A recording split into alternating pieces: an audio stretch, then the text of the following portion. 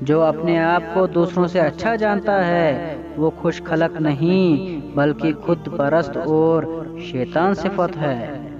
جو اپنے آپ کو دوسروں سے اچھا جانتا ہے وہ خوش خلق نہیں بلکہ خود پرست اور شیطان صفت ہے۔ لوگوں کے منہ میں جو آتا ہے وہ بول دیتے ہیں، مگر کس بات کو ذہن میں جگہ دینی ہے اور کس بات کو جگہ نہیں دینی ہے، یعنی کس بات کو اگنور کرنا ہے، یہ انسان کو خود طے کرنا چاہے۔ خود کو بڑا ثابت کرنے کے لیے دوسروں کو چھوٹا ثابت نہ کرے۔ خود کو بڑا ثابت کرنے کے لیے دوسروں کو چھوٹا ثابت نہ کرے۔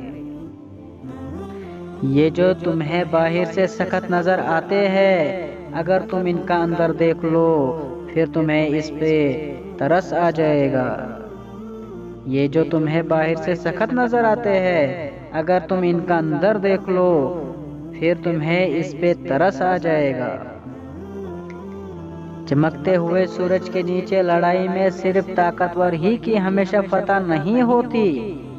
چمکتے ہوئے سورج کے نیچے لڑائی میں صرف طاقتور ہی کی ہمیشہ فتح نہیں ہوتی۔ روٹی صرف عقل مندوں ہی کو نہیں ملتی، دولت صرف محنتی لوگوں ہی کے قبضے میں نہیں ہے، یہ سب قسمت، وقت، موقع کی بات ہے۔ اگر سماج کا اپنا کوئی اخلاقی معیار نہ ہو تو کامیابی ایک خطرہ ہے۔